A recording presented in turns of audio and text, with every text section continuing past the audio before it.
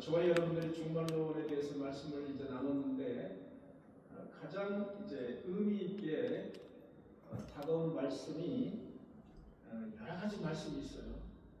그런데 우리는 그리스도의 보혈을 인생의 문설주에 늘 바르고 살아야 된다는 말씀이에요.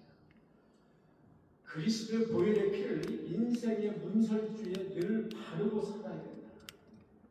바르고가 맞죠? 바르고가 맞습니까? 바르고가 맞나요? 뭐가 맞는지 모르겠네. 문설주에다가 인생의 문설주 예수 그리스도의 피를 늘 바르고 살아야 된다 이거죠. 그렇게 사시는 저와 여러분들이 되시기를 바랍니다. 그래야 죽음의 사자를 우리가 넘어갈 수 있다는 거지. 그래야 영생의 문을 열 수 있다는 거예요. 예수 그리스도의 보혈의 피를 늘 바르고 살아야 된다는 거죠. 여러분, 우리 인생은 소풍 어린아이와 같다고 말씀합니다. 그리고 인생은 딱지치기 하는 아이들과 같은 거예요. 그래서 딱지치기 인간의 시간은 이렇게 가요. 1시, 11시 28분, 29분, 30분, 1시간, 2시간, 1년, 2년, 80년, 90년 이렇게 인생이 갑니다. 이것을 우리는 계산할 수 있는 인간의 시간, 크로노스의 시간이라고 이야기합니다. 그러나 이와는 상대적으로 하나님의 시간이라는 게 있어요. 하나님의 시간. 이것을 우리는 카이로스의 시간이라고 그래요. 이 카이로스의 시간은 하나, 둘, 1년, 2년 가는 것이 아니에요. 카이로스의 시간을 계산할 때는 때라고 이야기합니다. 때, 하나님의 때, 종말의 때, 이 때라고 이야기해요. 하나님의 시간. 자, 다시 한번 여러분에게 말씀드리겠습니다. 카이로스의 시간은 영원의 시간이라고 이야기합니다. 하나님의 시간이라고 이야기하는 거예요. 하나님의 시간은 우리가 계산할 수 없는 거예요. 하나님의 시간은 영원의 시간이라고 이야기하는 거예요. 여기에 이렇게 쭉 이렇게 하나님의 시간이 가고 있어요. 쭉 가고 있단 말이에요. 그런데 어떤 사람은 요만큼 카이로스, 크로노스의 시간을 살다가 가는 거예요. 요 한 토막의 시간을 살다가 가는 거죠. 저 같은 경우는 요만큼 한 토막의 시간을 카이로스의 시간 중에 요만큼을 살다가 가는 거예요. 어떤 사람은 요만큼의 시간을 살다가 가요. 요만큼의 한 토막의 시간을 살다가 가는데 어디로 가요? 우리 믿는 사람들은 카이로스의 시간에 접붙여서 가는 거예요. 다시 접붙이는 거예요. 자, 유기된 여러분들 이해 가시죠? 유기된 사람들은 이 영원의 시간에 접붙이지 못해요. 하나님을 믿는 택한 백성들만이 영원의 하나님의 시간인 카이로스의 시간에 접붙인다는 거죠. 그게 뭐예요? 죽음입니다. 여러분, 우리는 죽어야 영생을 얻는 몸이에요. 죽으면 영생을 얻습니다. 죽으면 이 하나님의 시간에 접붙여지는 거죠. 그러면 우리는 접붙여서 다시 가는 거예요. 영원을 사는 거죠. 그게 바로 영생이라고 합니다. 영생. 여러분, 영생 하는데 그 영생은 하나님의 시간에 우리가 접붙여지는 거예요. 접붙여지는 거예요. 더 이상 이렇게 제가 쉽게 설명을 하지 못합니다. 그죠? 쉽게 설명 잘했죠? 네. 이거보다 그러면 안 됩니다. 이거보다 하나님의 시간에 우리는 죽음으로써 다시 영생을 얻는 거예요. 부활해서 하나님의 시간에 접붙여지는 거예요. 그러기 위해서 우리는 신앙생활을 하는 겁니다. 구원을 얻기 위해서. 자, 재림입니다. 이번 시간은 재림을 보도록 하겠습니다. 여러분, 재림은 어떻게 재림을 하나요? 재림의 특징이 몇 가지가 있죠. 여러분, 재림은 어떻게 예수 그리스도께서 이 땅에 오시잖아요. 예수 그리스도 이 땅에 오시는데 영혼만 와요. 예수 그리스도께 우리는 아주 이성적인 생각을 가지고 있잖아요. 우리는 배운 대로 그냥 배운 그대로 우리 육체가 한데 둥둥 뜰 수 없지. 그러니까 예수님이 재림하실 때도 육체로 재림하시는 게 아니라 영혼을 가지고 영혼만 재림하신다라고 생각합니다. 그런데 성경을 보면 이렇게 되어 있죠. 이르시되 갈릴리 사람들아 어찌하여 서서 하늘을 쳐다보느냐. 너희 가운데 하늘로 올려 계신 이 예수는 하늘로 가심을 본 그대로 오시느니라 하였느니라. 저와 여러분들이 보는 그대로 그 모습 그대로 다시 오신다. 여러분, 예수님이 승천하실 때 육체는 같이 승천을 안 하셨습니까? 육체를 입고 승천하셨습니다. 그래서 오실 때도 육체를 입고 다시 재림을 하신다는 거죠. 그래서 재림의 특징은 육체적, 가시적, 그러니까 보인다는 거예요. 우리가 예수 그리스도의 재림이 보인다는 가시적이라는 거예요. 육체적, 가시적 재림이다. 두 번째는 주께서 호령하신다는 거예요. 재림하실 때 호령이 뭐예요? 내가 예수다. 내가 예수다라고 호령하신다는 거예요. 그 다음에 천사장의 소리가 난다는 거예요. 너희들 준비하라. 예수님이 재림하신다라는 천사장의 천둥과 같은 소리가 있다는 거죠. 그 다음에 하나님의 나팔 소리가 난다는 거예요. 나팔 소리가 우리가 듣기에 나팔 소리인 거예요. 우리가 듣는 거예요. 그래서 다른 표현이 없으니까 이 나팔 소리로 표현한 거예요. 이게 어디에 나오냐면 데살로니가에 나와요. 그러니까 사도 바울은 이렇게 표현을 한 거예요. 여러분, 사도 바울은 우리보다 훨씬 지식이 뛰어난 사람이에요. 당대의 최고의 지식을 가진 사람이 사도 바울이라는 사람이에요. 이 사람이 쓴 여러분 성경이 14권이나 있잖아요. 그 성경을 보면 아주 기가 막히게 앞뒤 전과 잘 표현되어 있고 들어맞는 이유가 여러분, 이분은 당대 최고의 지식인이었기 때문에 그렇습니다. 이런 지식인이 어디를 갔어요? 천국을 간 거예요. 천국 가서 천국에 가가지고 다 보는 거예요. 내가 천국에 올라갔으나 내가 너희들에게 그 표현을 하지 못한다고 성경에 그렇게 되어 있잖아요. 내가 말로 표현할 수 없다. 그걸 다 표현할 수 없는 거예요. 그러나 말씀 가운데 하나 둘 표현되는 게 있어요. 그 중에 바로 이런 말씀들이에요. 하늘을 쳐다보는, 너희가 하늘을 쳐다보는, 이 너희 가운데 하늘로 올려가신 예수는 하늘로 가심을 본 그대로 다시 오느니라. 그래서 가시죠. 그 다음에 두 번째는 나팔 소리로 친히 강림하시는 거지. 나팔 소리. 빵빵빵 막 크게 퍼지는 거예요. 나팔 소리. 그러면서 종말의 시그널을 알리는 거예요. 종말의 시그널. 끝인 거예요. 종말의 시그널. 이제 제가 여러분들 이런 소리를 하면은 저나 여러분들이나 현실성이 없는 소리를 한다. 여러분, 그래서 요즘 목사님들이 요즘요, 여러분들 한번 설교를 들어보세요. 대형교회 목사님들이나 많은 목사님들이 이런 종말론이나 또는 지옥, 부활, 승천, 천국 이런 이야기를 잘 안 합니다. 여러분, 안 하는 이유가 뭔지 아세요? 잘 안 맥힐 것 같으니까 안 하는 거예요. 왜? 자기가 확신이 없으니까 안 하는 거예요. 여러분, 이것 빼면은 우리 기독교는 없어요. 여러분, 부활, 승천, 그 다음에 재림, 심판 이것 빼면은 기독교는 없는 거예요. 말짱하고요. 없습니다. 이것 빼면. 가장 중요한 것 중에 하나가 재림. 여러분, 기독교의 교리 중에 가장 핵심적인 것이 바로 재림입니다. 재림. 물론 부활도 핵심이지만 재림 가장 핵심적인 거예요. 이렇게 재림의 특징은 육체적 가시적으로 온다는 것. 그 다음에 종말의 시그널이 있다는 거죠. 여러 가지 시그널이 있죠. 주님께서 호령한다는 거예요. 그 다음에 천사장의 호령도 있어요. 그 다음에 나팔 소리가 들려요. 이런 어떤 종말의 시그널이 있는 거예요. 세 번째는 도적같이 옵니다. 여러분, 종말이 도적같이 오는 거예요. 이렇게 우리가 평안하게 아무 일도 없잖아요. 수천 년간, 2000년간 아무 일이 없잖아요. 그러니까 내일도 아무 일이 없을 거라고 생각해요.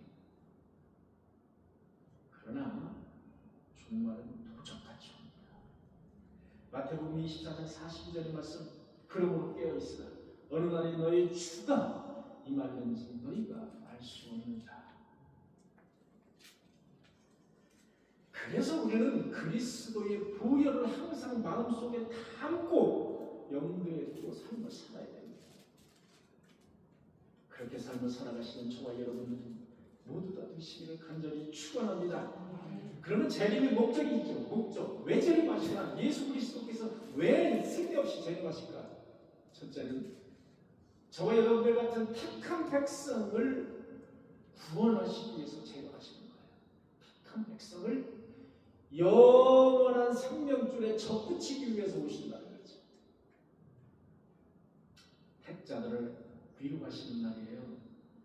한 사람이라도 구원받기 위해서 열심히 전도하느라 수고한 자들, 예수쟁이라고 손가락질 받았던 그런 사람들, 예수 믿다가 손해보는 사람들, 예수 믿다가 핍박받는 사람들, 이런 사람들을 위로하시기 위해서, 건지시기 위해서 오시는 날이에요. 두 번째는 악인들을 심판하기 위해서 오시는 날이에요. 의인들에게는 감격의 날이에요. 승리의 날이에요. 죄인들에게는 무슨 날이에요? 공포의 날입니다. 여러분, 죄인들에게는 공포의 날. 유기된 자들에게는 최대의 공포의 날이 바로 예수 그리스도의 재림의 날이에요. 재림의 목적은 이렇게 분명히 있다는 사실을 아셔야 됩니다. 그러면 우리는 어떻게 될까요? 우리 성도들은 어떤 자세로 살아야 될까요? 첫째는 주어진 오늘에 충실해야 됩니다. 그것이 우리가 예수님의 재림을 맞는 자세. 볼까요? 피차 권면하여, 히브리서 3장 13절의 말씀입니다. 피차 권면하여 너희 중에 누구든지 죄의 유혹으로 완고하게 되지 않도록 하라. 여러분, 죄의 유혹에 빠진 사람은 가장 특징이 있어요. 뭔지 아세요? 예수 복음을 전합니다. 그리고 목사가 이야기를 해요. 권면을 해요. 완고합니다. 완고한 자기 고집이 있어요. 그게 특징이에요. 특징. 여러분, 성도의 자세는 완고하면 안 돼요. 완고하면. 자기 고집에 빠지면 안 된다는 거지. 자기 고집에 빠지면 안 돼요. 완고하면 안 됩니다. 피차 권면하여 너희 중에 누구든지 죄의 유혹으로 완고하게 되지 않도록 하라. 완고하면 죄입니다. 확신할 것을 끝까지 견디고 잡고 있으면 그리스도와 함께 참여한 자가 되어 확신한 것을 끝까지 견고히 잡으라는 거예요. 뭘 확신합니까? 믿으면 영생을 얻는다는 확신. 그 확신할 것을 끝까지 견고하게 잡으라는 거예요. 잡으라는 거예요. 끝까지 견고하게. 중간에 탈락되지 말고 흔들리지 말고 끝까지 잡고 있으라는 거예요. 그리스도와 함께 참여한 자가 되나요? 참여한 자. 아주 중요한 말씀이죠. 흔들리지 말고 더욱 주에게 힘쓰는 자가 되라. 흔들리지 말라. 더욱 주의 일에 힘쓰는 자가 되라. 여러분, 주의 일을 보면은 외면하지 마시고 주의 일에 힘쓰는 자가 되시길 바랍니다. 여러분, 그때는 힘들어요. 수고하는 것 같아요. 그러나 그게 지나잖아요. 나의 마음에 평화가 와요. 여러분들 그거 경험하십니까? 여러분 그거 경험 못하시면 경험 한번 해보세요. 주의 일에 참여하는 게 고통스러워요. 나의 시간도 뺏기죠. 나의 열정도 뺏기지. 나의 돈도 뺏기지. 다 뺏기는 것 같아요. 그런데 주의 일에 힘쓰는 자가 되잖아요. 그러고서 딱 끝나잖아요. 나의 마음에 평화. 그 평화는 누가 주셨을까요? 나의 마음에 평화가 온다는 사실. 그 평화는 다른 것과 바꿀 수가 없어요. 바꿀 수가 없어요. 너의 수고가 헛되지 않으리라. 바로 나오네요. 말씀이. 너의 수고가 헛되지 않으리라. 헛되지 않아요. 그게 쌓이고 쌓이면서 뭐가 돼요? 저 천국의 상급으로 변하는 거예요. 상급. 주어진 오늘에 그래서 우리는 충실해야 됩니다. 주어진 오늘에 충실하지 않고 예를 들어서 어떤 공동체나 어떤 단체에 빠져서 모든 주어진 오늘에 충실하지 않고 거기에 들어가서 그 공동체만을 위해서 생활하는 사람들이 있죠. 약간 미치광이처럼. 이렇게 하면 안 된다는 거죠. 나에게 주어진 오늘에 충실하는 거예요. 두 번째는 거룩함과 경건한 행실을 가져야 됩니다. 야고보서 5장 8절에 보면 형제들아 서로 원망하지 마라. 형제들아 서로 원망하지 마라. 그리하여야 심판을 예언하리라. 여러분 서로 원망하지 마시기 바랍니다. 보라, 심판주가 문 밖에서 서 계십니다. 심판주가 문 밖에서 서 계신다고 생각하시기 바랍니다. 그렇게 생각하셔야 돼요. 서로 원망하지 마시기 바랍니다. 세 번째는 그날을 삼아야 됩니다. 재림의 그날을 삼아야. 아유, 나의 생에는 재림이 없겠지. 설마 없겠지. 여러분 그러나 그의 날을 삼아야. 하나님의 날이 임박하기를 바라보고 간절히 삼아야. 그날에 하늘이 불에 타서 풀어지고, 여러분 그날에 오면 하늘이 불에 타서 풀어지고 물질이 뜨거운 불에 녹아지게 되고, 물질이 뜨거운 불에 녹아지게 되고. 여러분 더 이상 저는 이런 심오한 말씀을 더 이상 설명할 길이 없어요. 제가 자칫 잘못 설명하면 여러분들에게 어떤 잘못된 그런 말씀을 전하게 되므로 저는 잘 몰라요. 이런 구절이 나오면 뭐 불에 타고 하늘이 불에 타고 뭐 풀어지고 물질이 뜨거운 물에 녹아지고 이런 것을 그냥 말씀이 있는 그대로 여러분들께서 받아들이시면 돼요. 이것을 이상한 그런 방면으로 저는 설명을 하고자 하지 않습니다. 여러분 베드로후서 3장에 나오는 말씀이에요. 이렇게 그날을 사모하라는 거예요. 그날 그게 바로 재림의 날인 것입니다. 그날을 사모하시는 저와 여러분들이 다 되시기를 간절히 축원합니다. 부활입니다. 여러분 부활은 뭡니까? 기독교의 핵심 단어예요. 그게 부활이에요.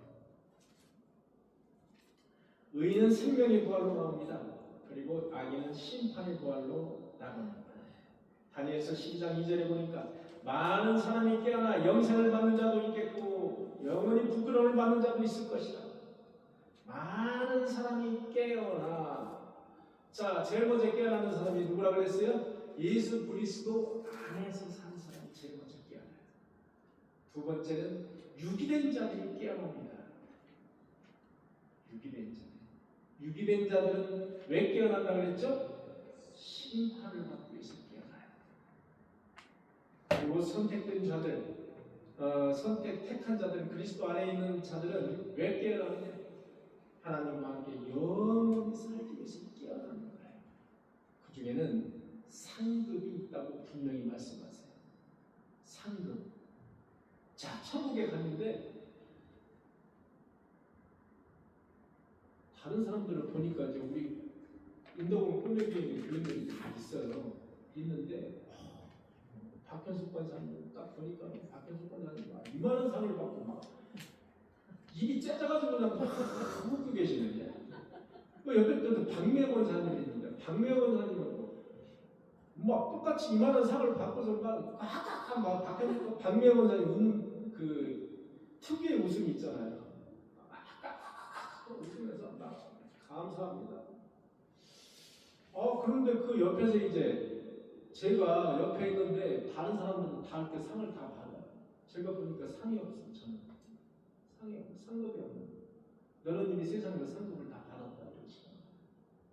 여러분들 많은 목사들이 세상에서 상급을 하나님이 천국에서 받은 상급을 많은 목사들이 세상에서 받는 경우가 많아요. 하나님이 받을 영광을 여러분 그 목사들이 미리 받는 경우가 많아요. 그러니까 천국에 가면 상급이 없는 거지. 너는 세상에서 이미 다 상급을 받았어. 받아 누렸잖아. 받는 거지. 그래서 이 교회의 규모나 이런 게 커지면 목사들이 제일 먼저 교만해지거든요. 교만해집니다. 저도 사실은 그렇게 되지 않으려고 많은 노력을 해요. 저는 이제 성격이 그런 성격이 못 돼가지고 제가 막 이렇게 먼저 나서서 하는 그런 성격이어서 그렇지 않으려고 저도 노력을 합니다. 자, 그러면 악인에게는 심판이 있잖아요. 심판주가. 요한복음 52장에 보니까 아버지께서 아무도 심판하지 아니하시고 심판을 다 누구에게 맡겼느니라? 아들에게 맡겼느니라. 심판은 누가 해요? 예수 그리스도가 하는 거예요. 여러분 성부 하나님이 하시는 게 아니라 모든 심판을 예수 그리스도에게 맡겼어요. 왜? 예수 그리스도를 이 땅에 보내셨기 때문에 그렇습니다. 누구에는 인간으로 보냈어요. 예수 그리스도를 우리 인간으로 보낸 거예요. 인간으로 보내서 죽게 했잖아요. 얼마나 치욕적인 죽게 했잖아요. 그 보상으로 성부 하나님 아버지께서는 아무도 심판하지 아니하신다고 했어요. 아무도 심판하지 아니하시고 심판을 다 독생자 아들에게 맡기셨느니라. 그렇게 요한복음 5장 22절에는 나왔어요. 27절에는 이렇게 되어 있어요. 또 인자됨으로가 뭐예요? 인자 사람의 아들 뭐 자기를 낮추는 표현이에요. 예수 그리스도를 낮추는 표현이죠. 인자됨으로 사람이 됨으로 말미암아 심판하는 권한을 주셨느니라. 예수 그리스도가 인간으로 이 세상에 오셨기 때문에 오셔서 죽음을 택하셨기 때문에 심판하는 권한을 주셨느니라. 빌립보서 2장 10절에 보니까 하늘에 있는 자들과 땅에 있는 자들과 땅 아래에 있는 자들로 모든 무릎을 누구에게 꿇게 하셨어요? 예수의 이름으로 꿇게 하셨느니라. 예수 그리스도의 심판대에 산다는 이야기예요. 아동들은 그 말입니다. 요한계시록 20장 10절에 보니까 이런 말씀이 있죠. 큰 자나 작은 자나 책들이 펴있고 큰 자나 작은 자나 책이 펴있고가 아니라 책들이 펴있어요. 큰 자나 작은 자나 그들 나름대로 한 사람, 예를 들어 강강래 권사님이 있다. 강강래 권사님의 책이 있다는 거예요. 그 다음에 이성 권사님이 책이 있어요. 천국에 가보니까 그렇다는 얘기예요. 천국에 가보니까 책들이 펴있어요. 큰 사람도 대통령이 된 사람도 책이 있고 저같이 그냥 평범한 사람도 책이 있다는 얘기예요. 이 책들이 펴있다는 얘기예요. 책들이 펴있고. 이건 무슨 책일까? 그 사람들이 행한 대로 기록된 책이에요. 그 행한 대로 상급을 받는 거예요. 여러분 행한 대로 구원을 받는 게 아니에요.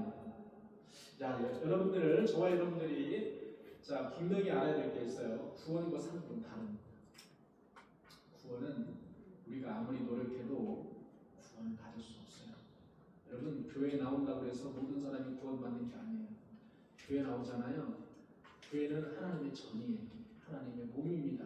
교회 나와요. 신성한 교회 나옵니다. 그런데 유기된 자는 결국 떨어져 나가요. 저는 그런 걸 너무나도 많이 봤어요. 여러분 우리 교회에 수백 명이 등록을 하고 왔다 갔어요. 떨어져 나가는 사람들이 많다는 거죠. 떨어져 나가요. 자, 그래서 큰 자나 작은 자나 책들이 있어요. 책들. 그들이 선행을 한, 그들이 행한 그 기록된 책들이 있어요. 그 책에 따라서 상급을 받아요. 상급. 우리는 구원은 절대로 우리의 어떤 노력과 우리의 예를 들어서 구원을 10억이면 구원을 내가 얻게 한다. 10억을 교회에다 헌금하면 내가 얻을 수 있다. 천주교들이 보통 그렇게 이야기하죠. 천주교에 여러분 가보면 천주교는 모든 게 다 돈이에요. 그래서 장례 치를 때도 옆방을 하나 더 얻어서 그들을 위해서 그들은 이제 중간 연계라고 하는 연옥에 가 있는데 연옥에서 헌금을 많이 하고 그들을 위해서 빌면 그들이 연옥에서 받을 그 징계를 반이나 10분의 1로 감면을 해서 잠시 후에 다시 이제 천국으로 올려 보낼 수 있다라고 주장을 하는 거예요. 그게 바로 천주교의 장례 교리예요. 핵심 교리입니다. 그런 잘못된 이제 핵심 교리를 가지고 있어요. 돈으로 해결을 하고 10억을 내면 구원을 얻을 수 있다. 여러분 10억을 위해서 일생 동안 모으기 위해서 수고를 하겠죠. 그러나 구원은 돈으로 되는 게 아닙니다. 구원은 하나님의 은혜로 되는 하나님의 은혜로 예수 그리스도를 믿음으로 되는 거예요. 자, 예수 그리스도를 믿는 것도 뭐예요? 하나님의 은혜라는 거예요. 그러니까 구원은 우리의 노력으로 되는 게 아니라 하나님의 은혜로 되는 거예요. 그게 바로 그런데 우리가 구원을 얻어요. 구원을 얻어요. 다 구원을 얻잖아요. 구원을 얻는 건 좋은데 거기에서 부류가 있어요. 부류가. 상급을 받는 부류가 있다는 거죠.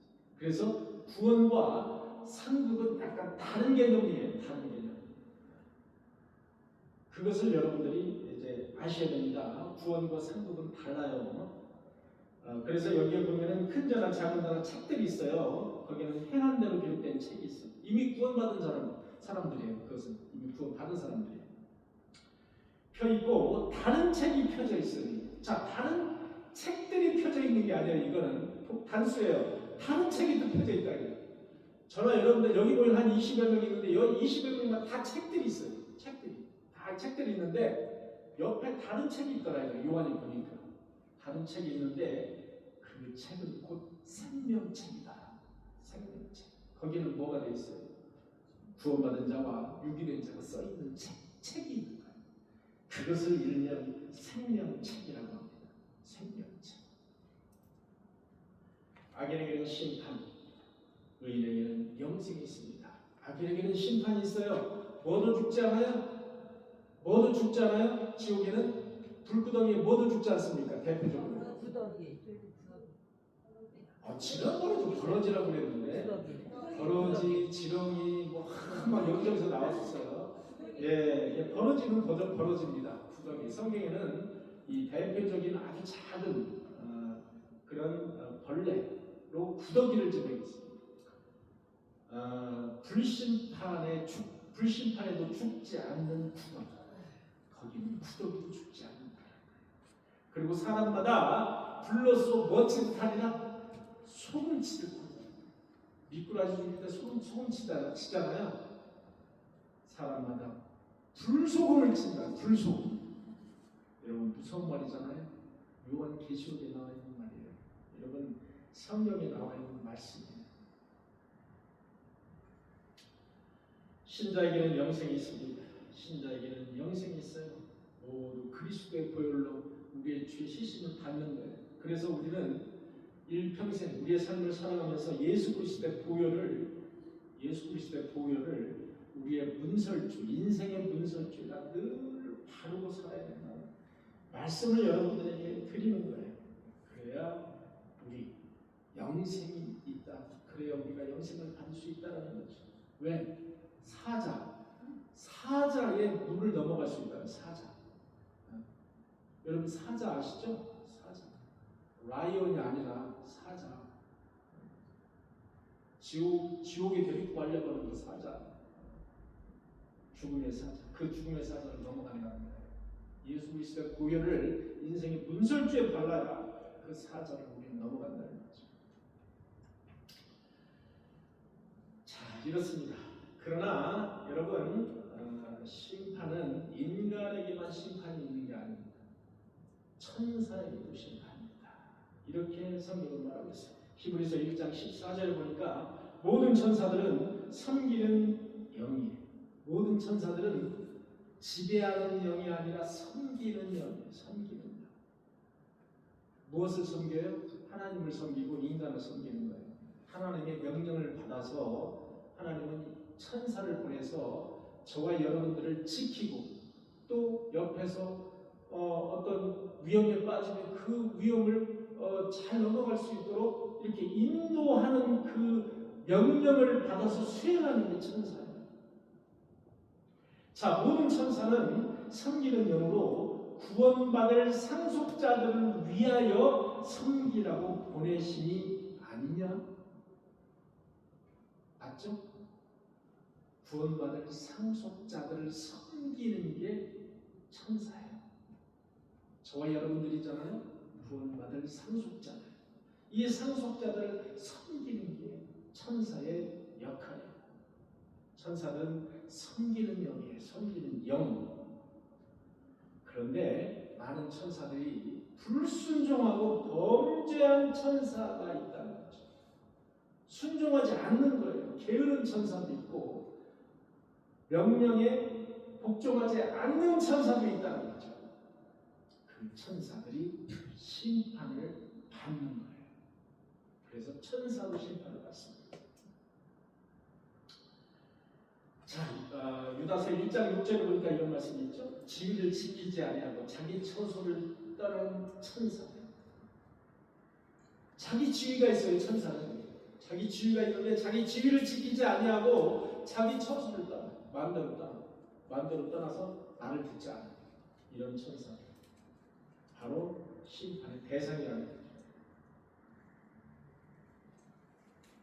자, 그 다음에 이런 그 천사들까지 심판을 받는다는 사실을 저와 여러분들은 아셔야 됩니다. 그 다음에 좀 어려운 말이 나오는데요. 이 무적행이라는 말이 나옵니다. 무적행. 안토니 후쿠마하고 멜런거라는 사람이 있어요. 신학자인데 아주 유명한 신학자예요. 이 신학자들은 뭐라 그러냐면 무적행. 무적행은 악한 자들과 악령을 재림할 때까지 가두는 것이 무적행이에요. 약간 형이상학적인 단어들이죠. 자, 무적행은 다시 한번요.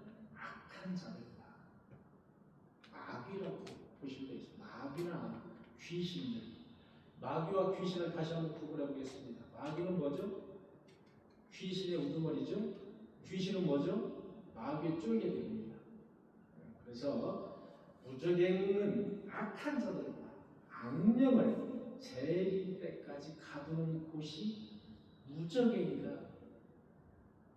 무적행이 어디에 있느냐? 우리는 알 수가 없어요. 알 수는 없지. 정확한 지점을 알 수는 없으면 무적행이 있다는 거죠. 자, 그 무적행에 1,000년, 성경을 보니까 1,000년간 무적행이다 가둔다 그런 말씀이 있어요. 이 악령들을 가둔다. 자, 1,000년이라는 것을 어떻게 해석할 것인가? 자, 어려운 해석입니다. 그러나 저는 통설, 많은 신학자들이 하는 이야기를 여러분들에게 말씀을 드리는 겁니다. 1,000년이라고 해서 우리가 이 크로노스의 시간처럼 1,000년을 이야기하면 안 됩니다. 이 1,000년이라고 성경에 나오는 그 대목은 어떻게 우리가 해석을 해야 되는가?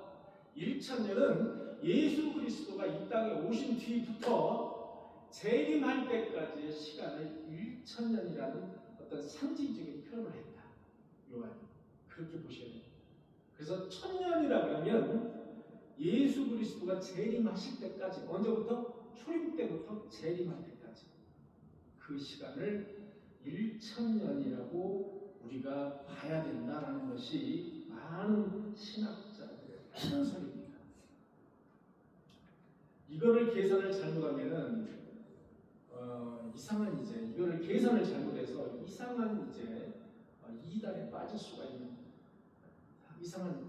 예를 들어서 그 요한계시록에 나와 있는 1440명이라는 그 14만 4천이라는 숫자를 우리가 있는 그대로 잘못 해석을 했기 때문에 뭐가 생깁니까? 지금 통일교가 생기잖아요. 신천지가 생기는 거예요. 그죠? 많은 이단들이 이렇게 생기는 거예요. 신천지는 통일교의 교리를 상당 부분 그냥 따온 겁니다. 여러분, 그래서 이런 이단들이 생기는 거예요. 이런 이단들이. 그래서 우리보다 훨씬 더 지식을 많이 가지고 있고 기도도 많이 한 신학자들의 견해를 우리는 쫓아갈 수밖에 없는 겁니다.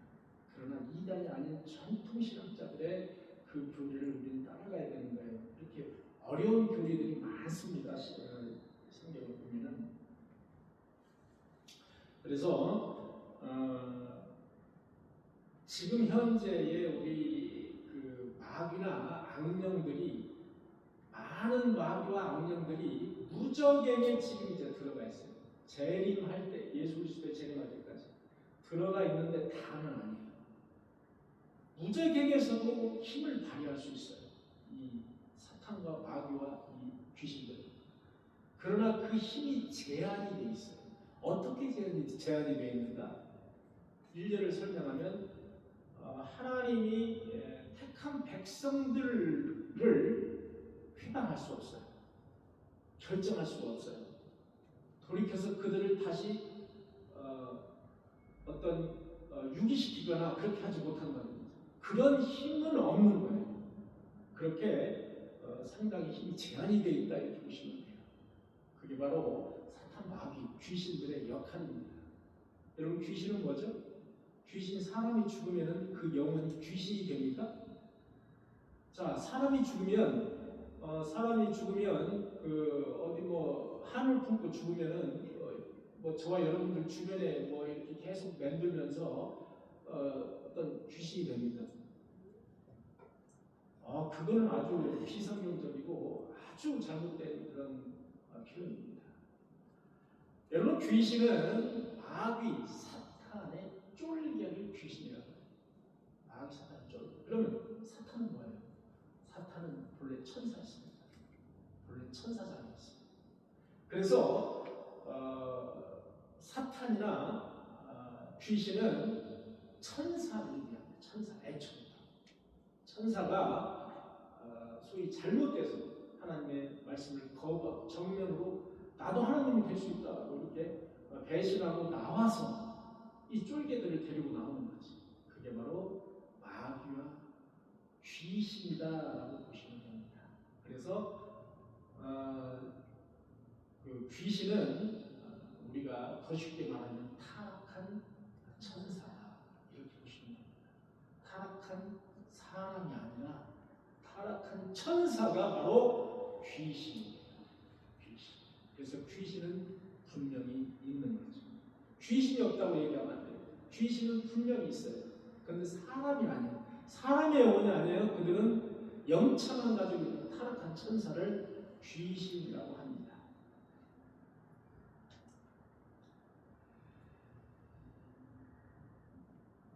제2차 세계대전 중에 아우슈비츠 강제 수용소 여러분 다 아시잖아요. 거기에 수만 명의 하나님을 믿는 유대인들이 갇혀 있었어요. 그들은 가스를 주입해서 한꺼번에 그들을 죽였어요. 그런데 그곳 벽에는 그들이 쓴 글들이 아직도 남아있다고 해요. 저는 아직 못 가봤어요. 그들이 남긴 그런 글 중에는 이런 글들이 있다고 해요. 우리는 메시아가 오실 것을 믿고 있다. 단지 그의 도착이 좀 늦어질 뿐이다. 이런 글들이 수없이 많이 써있다고 해요.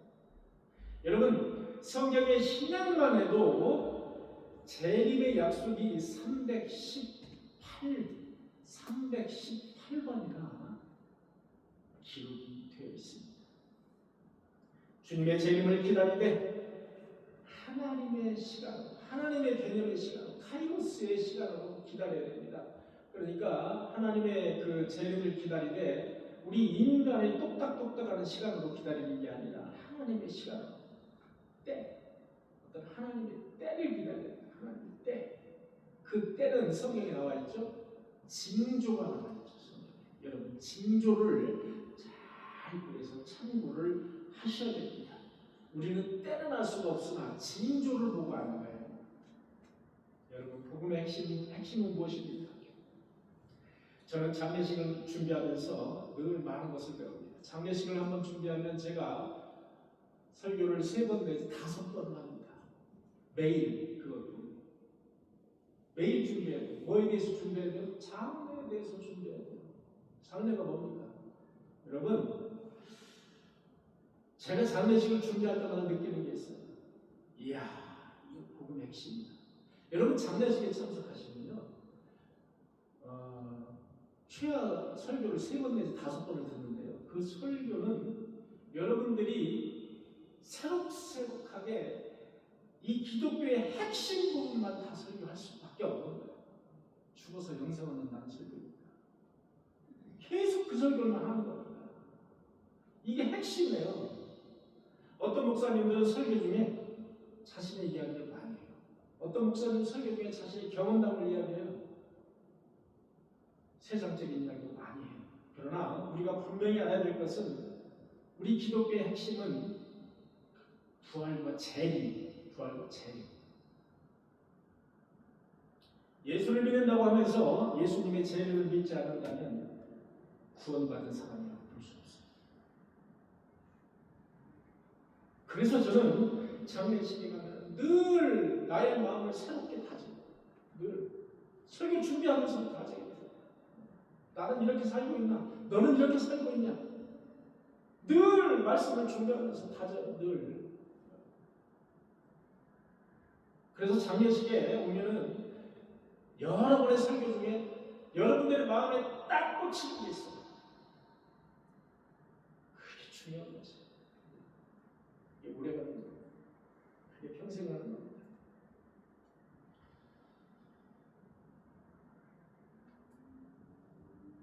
재림, 그것은 메시아의 구원 사역의 완성이라고 볼 수 있어요. 여러분 재림이 없으면은 말짱 헛겁니다. 여러분들이 믿는 예수님 헛거예요. 제가 믿는 예수 헛겁니다. 그만큼 재림은 구원 사역의 완성이라고 볼 수가 있습니다. 어떤 여자가 남편이 해외 추억을 갔습니다. 어떤 사람이 그의 남편이 해외 추억을 갔어요. 멀리 해외 추억. 몇 년 동안 갔어요. 그러면 보통 해외 추억 가면 3년은 기본이잖아요. 우리나라에 와 있는 사람들 보니까 어떤 사람은 10년 동안 우리나라에서 해외 추억에서 돈을 벌던데요. 그죠? 그렇게 하더라고요. 그런데 그 남편을 보고 싶어 하지도 않고 도리어 남편이 알았으면 좋겠는데 이렇게 생각을 한다면 그 결혼은 어떤 결혼이에요? 파산 직전의 결혼. 그 결혼이 이미 끝난 거예요. 남편이 알았으면 좋겠어. 그냥 돈만 붙여줬으면 좋겠어. 하나님이 재림 안 하셨으면 좋겠어. 하나님이 그냥 은혜만 계속 베풀어 주셨으면 좋겠어. 나를 잘 살고. 똑같은 일이에요. 정말 예수를 영접해서 그리스도의 신부가 되었다면, 저와 여러분들이 그리스도의 신부가 딱 되었다면 마땅히 신랑 오시기를 사모해야 되는 거 아니겠습니까? 맞죠? 마땅한 이야기예요. 예수님이 재림하실 것을 사모해야 되는 거예요. 왜? 우리는 다 신부이기 때문에 신랑이 빨리 오시기를 사모해야 되는 거예요. 사랑하는 성도 여러분, 세상은 참 어수선합니다. 종말의 징조가 여기저기서 나타납니다. 제가 어제 신문을 봤어요. 인도에서 폭우로 1000여 명이 사망했다. 여러분 1000여 명이 사망했다면 이미 2000명, 3000명, 10,000명이 사망했다는 건 똑같은 거예요. 몇 명인지 잘 모른다는 얘기예요. 1000명이라는 얘기예요. 종말의 징조 중에서 바로 이런 폭우 같은 기후 이변 현상, 이것이 우박, 폭우, 폭설, 덥고 춥고 이런 것, 대표적인 것, 이게 바로 종말의 징조인 것입니다. 잘 준비하셨다가 종말의 그때가 오면 아멘 주여 어서 오시옵소서 두 손 들고 여러분 모두 구원에 참여하시는 저와 여러분들이 모두 계시기를 간절히 축원합니다. 기도하시겠습니다. 주님 감사합니다. 예수님의 재림을 우리가 사모할 수 있는 은혜를 우리에게 허락하여 주시옵소서. 예수님의 이름으로 기도하옵나이다. 아멘.